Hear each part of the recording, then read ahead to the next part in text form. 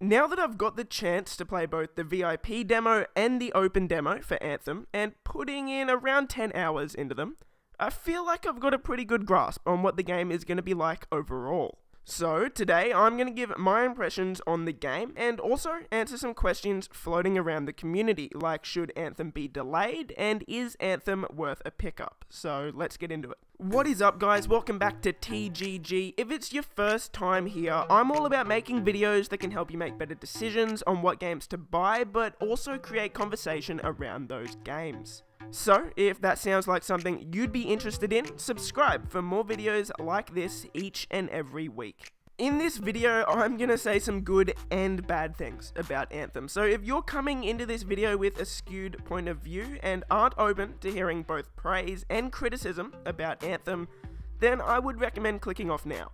So with that out of the way, let's start with the good. On top of just about everyone's list of things to like about Anthem is the gameplay. Anthem, of course, sets you up as one of 4 javelins: the Ranger, or the hybrid class, the Colossus, which is like the tank class, the Storm, which is a ranged DPS character, and the Interceptor, which is more of a melee DPS character. And after playing all of the classes, it's really great to see that they all feel completely different, and all of them feel really good to play. For me personally, I'm gonna main the Colossus, and that's because I generally lean towards a tank role in pretty much every game I play. And the fact that there's a different javelin for every type of player means that everyone should be able to find a javelin that suits their playstyle, instead of being forced into playing a certain style that you don't like. And if you've watched any other Anthem videos from other YouTubers, I'm sure you've heard the Iron Man comparison, and what other YouTubers have said is completely true. This game makes you feel like a superhero. And especially with characters like the Storm and the Interceptor, the movement in the game is something that personally I've never experienced. Being able to hover in the air, use some abilities, dodge incoming bullets, fly to a different position, it just feels so good. Or if you just want to run straight into danger with a giant flamethrower, you have the ability to do that as well with the Colossus. So like I said, everyone will be able to find themselves a javelin that suits them pretty much perfectly.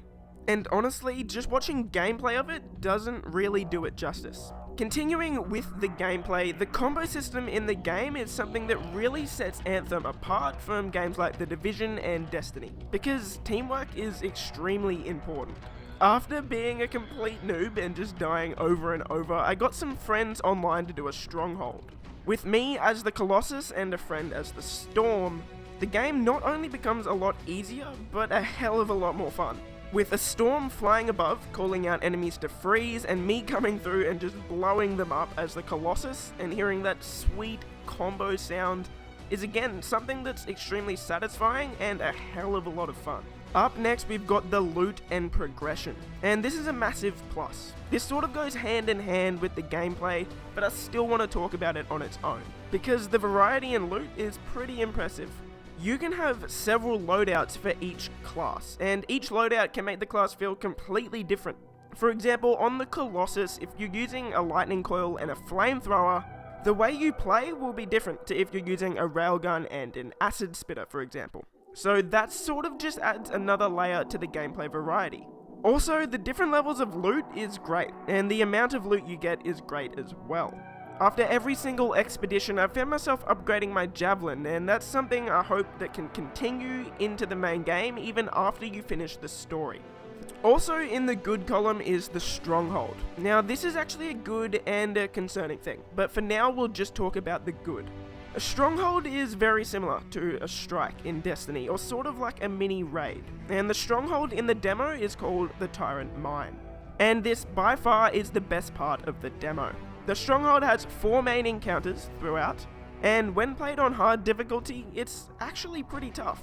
Of course, it is all summed up with a giant boss at the end, with a pretty good boss encounter, even though it is kind of repetitive, with the boss running away after each section of its health bar is taken away, but still pretty good overall. And finally, for the good section, we actually have the story. And look, with the small sample size we've had with only a few missions, of course we don't know for sure what the whole story will be like. But still, in those few missions, I found myself probably more invested in the story than I ever did for games like Destiny or The Division. In the demo, the story centers around a Shaper relic and a character called Matthias, and this is where I think BioWare actually has a big advantage over other RPGs, because they're a great storytelling developer, so hopefully that continues over into the final game. Now, brace yourselves, let's get into the bad. The reason I'm making this video now, as opposed to last week with the VIP demo, is because I could barely even play the game last week because of how broken it was. Everyone sort of seems to have their own story with the VIP demo, so here's mine. For me personally, my VIP code didn't even work for the first day of the demo. And when I finally got in, I got an infinite loading screen every single time I loaded up a mission. And that's not a joke, every single time. I had to close the game every time I started a mission and join through a friend. That, along with the insane rubber banding and a frame rate of probably less than 20 frames per second, meant that the game wasn't really enjoyable at all. And in fact, I didn't even get to play the Stronghold until the open demo this weekend. As for the bugs in the open demo, it was a lot better, but still there were some bugs, and I'll put them on screen now.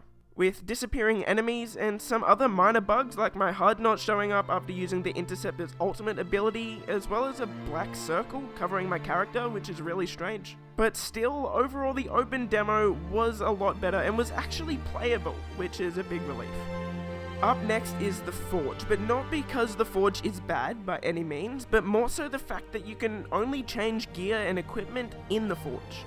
Look, I can understand not being able to change javelins whenever you want, but at least let us change our gear and weapons in the game. Because just in the past day alone, 3 times we've entered a mission, and either me or one of my friends has said, "Oh shit, I have the wrong gear on."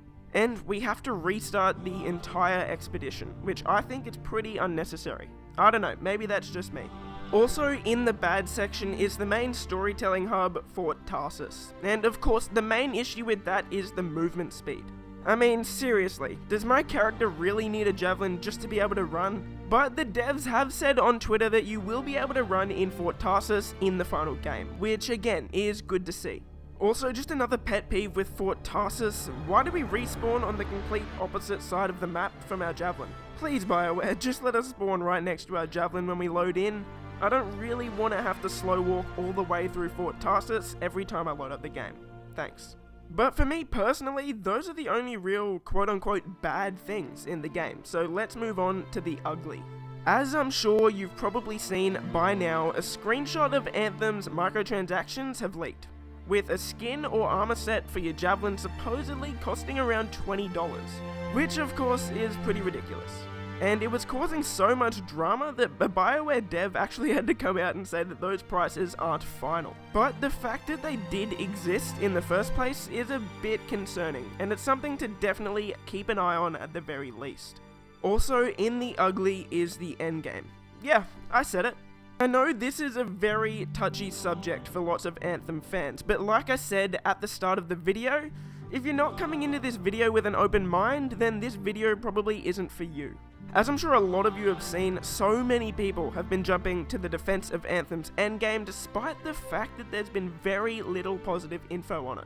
And if that's you, let's just put the video aside, let's have a little chat for a second. I know a lot of you will be thinking that I want Anthem to flop, and to that I'm just gonna say, come on, get real with yourself. I want Anthem to succeed more than most people. I want another game to have fun with for months on end. Why would I not? But look guys, we have to look at the facts and the info we have in front of us. Anthem's endgame does look pretty shallow. And look, I hope I'm wrong. Believe me, I really do hope I'm wrong. I want this game to be great. But with that out of the way, let's have a look at the facts that we have so far. At launch, it has been confirmed in a gameplay session from IGN where they sat down and played a Stronghold with a developer from BioWare that there will only be 3 Strongholds at launch. Which means that at launch, the only endgame content in Anthem will be legendary contracts and rerunning the same 3 Strongholds on higher difficulties. And as for Shaper Storms post-launch, yes, I understand that, and I'll talk about that in a second, but as for the launch content, we'll be rerunning the same 3 Strongholds over and over. And after running the one Stronghold 3 times in the demo, honestly I don't really want to play it a 4th time. And I also understand that running it on different javelins will make it more fun and more of a challenge. I get it, but for a lot of people, they'll get bored of this pretty quickly. So let's talk about Shaper Storms.